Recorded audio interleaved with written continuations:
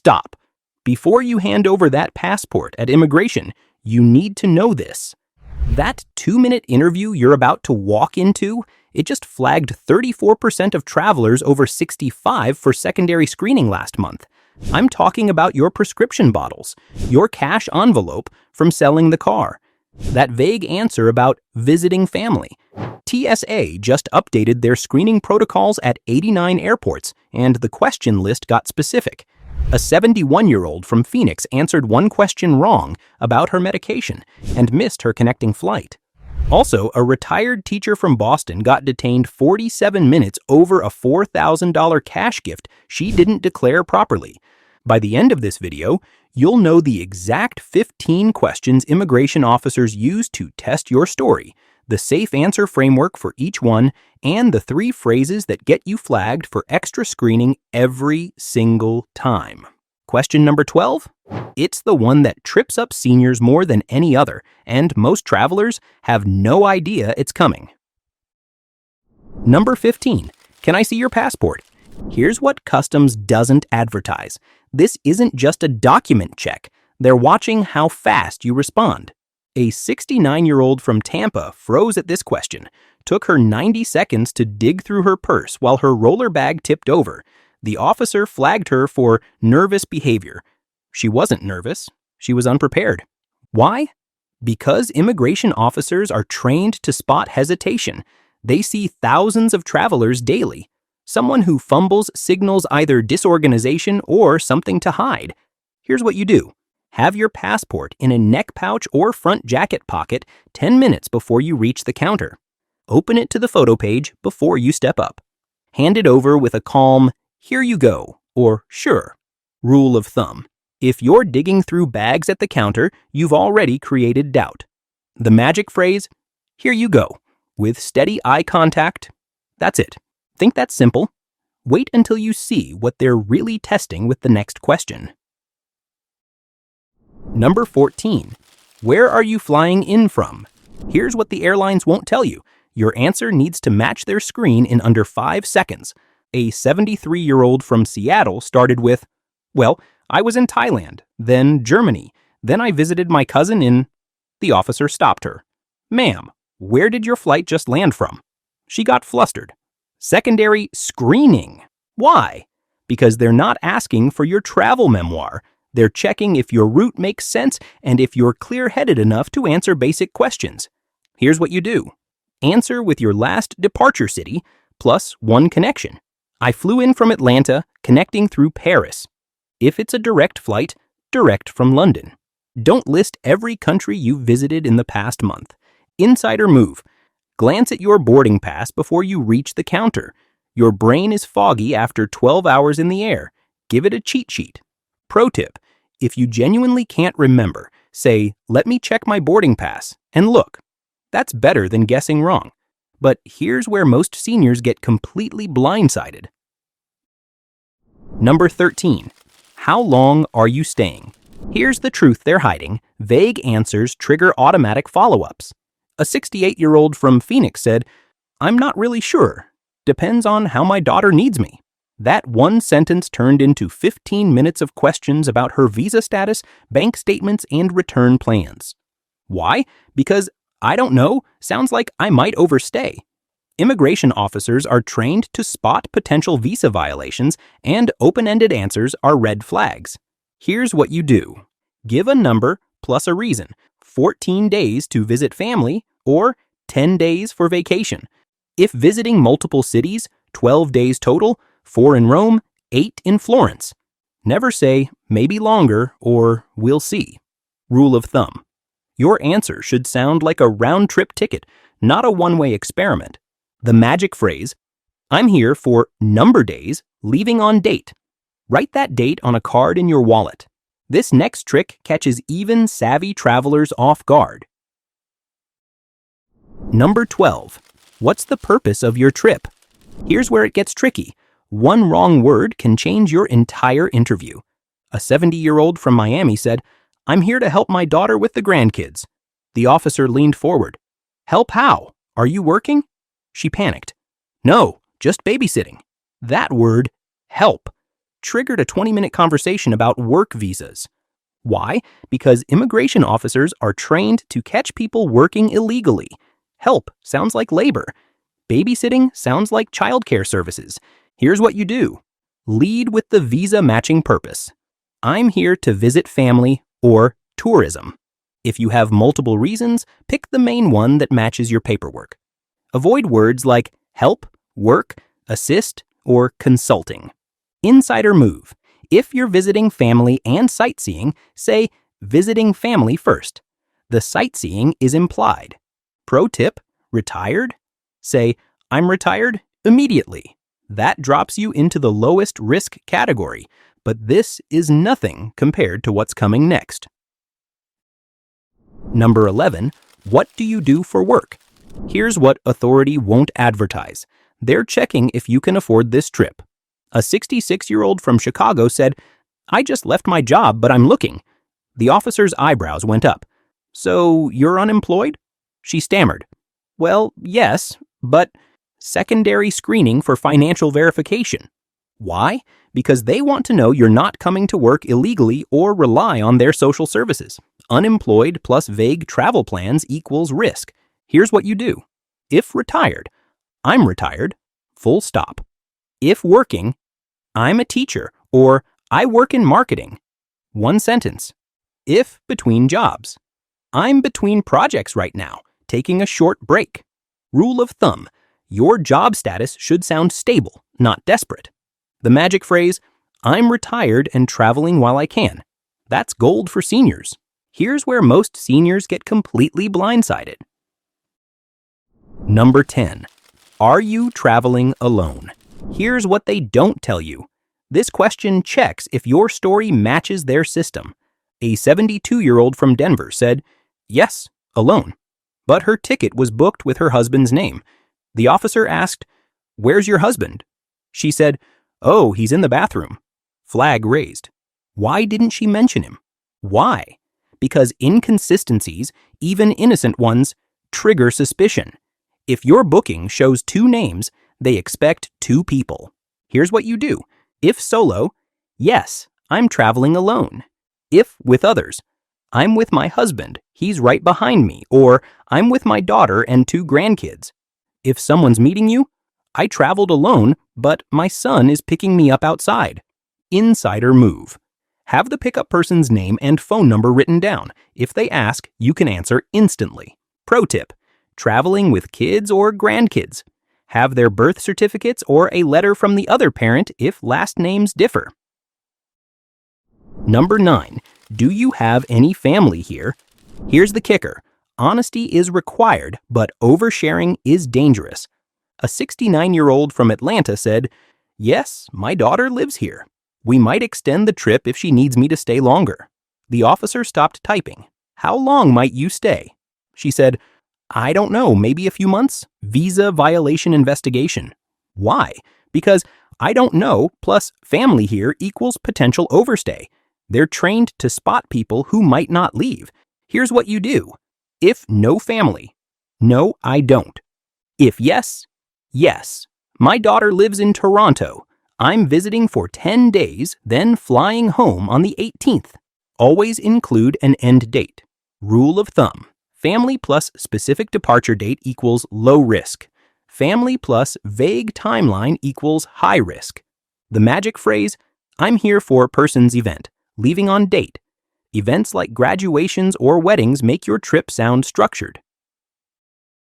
Number 8. Have you been here before? Here's what authority hoped you'd never notice. They already see your history. They're testing if you're honest. A 74-year-old from San Diego said, no, first time. But his passport showed 3 entries in the past 2 years. The officer asked, are you sure? He panicked. Oh, wait, yes, I forgot. Too late. Secondary screening for dishonesty. Why? Because lying, even accidentally, is the fastest way to get detained. They have your entire travel history on their screen. Here's what you do. If first time, no, this is my first time. If you've been before, yes, about 2 years ago, or yes, I came once for a wedding. If you genuinely can't remember, Yes, I've been here before, but I don't remember the exact year. Insider move. Don't try to calculate exact dates in your head. A few years ago is fine. Pro tip: if you've been many times, say yes several times for vacation. They can see it anyway. All right, I need to pause here for a second. If you're finding this valuable, do me a quick favor. Hit that like button right now. It helps other seniors discover these secrets before they get to the airport unprepared. And subscribe so you never miss my insider travel hacks. Okay, here's the question that gets more seniors detained than any other. Number 7. Do you have anything to declare? Here's what Customs doesn't advertise. No is the most dangerous word at this counter. A 70-year-old from Phoenix said no by reflex. Then they scanned her bag. Inside? Prescription bottles, $3,000 in cash, and homemade jam. The officer asked, "What's all this?" She said, "Oh, I didn't think that counted." $340 fine plus a missed connection. Why? Because customs officers are trained to spot people who answer too quickly. That no sounded automatic, not thoughtful. Here's what you do. Take 2 seconds and mentally scan. Meds, food, cash, new purchases. If you have prescriptions, I have prescription medication for personal use. Do I need to declare that? If you have food, I have some sealed snacks. Should I declare those? If you have cash over $10,000, always declare it. Rule of thumb: asking if something needs to be declared is always safer than saying no and getting caught. The magic phrase, "I have item for personal use." Does that need to be declared? That keeps you in the cooperative traveler lane. Number 6. Where will you be staying? Here's the truth they're hiding. Vague addresses trigger extra questions. A 67-year-old from Boston said, "With my daughter, somewhere in the suburbs." The officer asked, "What's the address?" She said, "I don't know. I'll call her when I land." Red flag. Secondary screening. Why? Because "I don't know" sounds like you don't have a real plan. They want an anchor, a real place that makes your trip sound organized. Here's what you do. Hotel: I'm staying at the Marriott downtown. Family: I'm staying with my daughter in Seattle. I have the address right here. Airbnb: I'm staying at an Airbnb in Brooklyn. Here's the confirmation. Insider move: write the address and phone number on a card in large print. Keep it in your passport holder. Pro tip: if your trip is complicated, cruise plus hotel, start with tonight. Tonight I'm at the Hilton near the port. Then I'm on a cruise. Number 5. Can I see your itinerary? Here's what the airlines won't tell you. They want to see if your story matches your bookings. A 71-year-old from Miami said, "Sure," then spent 5 minutes scrolling through her email while the Wi-Fi failed. The officer waited. The line grew. She got flustered. "I can't find it." Secondary screening. Why? Because fumbling makes you look disorganized or dishonest. They want to see proof in seconds, not minutes. Here's what you do. Screenshot your hotel confirmation, return ticket, and any tour bookings. Save them in one offline folder on your phone. Or print a one-page trip sheet in large font with dates, addresses, and confirmation numbers. Rule of thumb: if you can't show it in 10 seconds, you're not prepared. The magic phrase: "Sure, here it is." Hold up screen or paper. Let them read. Don't narrate. Number 4. Can I see your return or onward ticket? Here's the kicker. "I haven't booked it yet" is a one-way ticket to secondary screening. A 68-year-old from Denver said, "I'm allowed to stay 90 days, so I haven't decided when I'm leaving yet." The officer leaned back. "So you don't have a return ticket?" She said, "Not yet." 30-minute delay while they verified her financial status. Why? Because no exit plan equals potential overstay. They want proof you're leaving. Here's what you do. Book a refundable or changeable return ticket before you fly. Have the confirmation ready to show. If you're genuinely flexible, book a realistic date within your allowed stay. Insider move. Some travelers use services that create temporary flight reservations, like Best Onward Ticket. Just make sure it's real and verifiable. Pro tip: your return date should be comfortably inside your visa limit. Don't book for day 89 of a 90-day visa. Number 3. Do you have travel insurance? Here's what authority hoped you'd never notice. Some countries require it by law. A 73-year-old from Chicago flew into Spain without insurance. The officer asked, "Do you have travel medical coverage?" She said, "No, I didn't think I needed it." They let her in with a warning, but she had no idea she was violating Schengen visa requirements, €30,000 minimum coverage. Why? Because countries don't want you becoming a medical burden. For seniors, this is critical. A fall, a heart issue, a medication reaction can cost thousands. Here's what you do. Buy travel insurance before you fly. Medical minimum $50,000 for most countries. Save the policy card as an offline PDF. Have the emergency phone number easy to find. Rule of thumb. If you're over 65, travel insurance isn't optional. It's survival. The magic phrase, "Yes, here's my proof of coverage." Show screen or card. Number 2. How much cash are you carrying? Here's what customs doesn't advertise. The limit isn't about taxes, it's about crime. A 70-year-old from Phoenix had $12,000 in cash from selling her car. She didn't declare it. Customs found it. They seized it pending investigation. She missed her cruise and spent $2,000 on legal fees to get it back. Why? Because carrying over $10,000 without declaring it is a federal offense in the U.S., and similar limits exist worldwide. They assume it's money laundering or drug money. Here's what you do. If you're carrying over $10,000 or equivalent, declare it on the customs form. Have proof of where it came from. Bank statement, sale receipt. Don't try to hide it by splitting it between family members. That's illegal too. Insider move. Use a credit card or traveler's checks instead of large cash amounts. Pro tip. If you're carrying a lot of cash for a legitimate reason, buying property, family gift, bring documentation. Number 1. Why do you have so many medications? Here's the truth they're hiding. This is the number 1 question that gets seniors detained. A 72-year-old from Seattle had 14 prescription bottles in her carry-on. The officer asked, "What are all these for?" She said, "My health." He asked, "Do you have prescriptions?" She said, "They're at home." Detained 90 minutes while they verified every single medication. Why?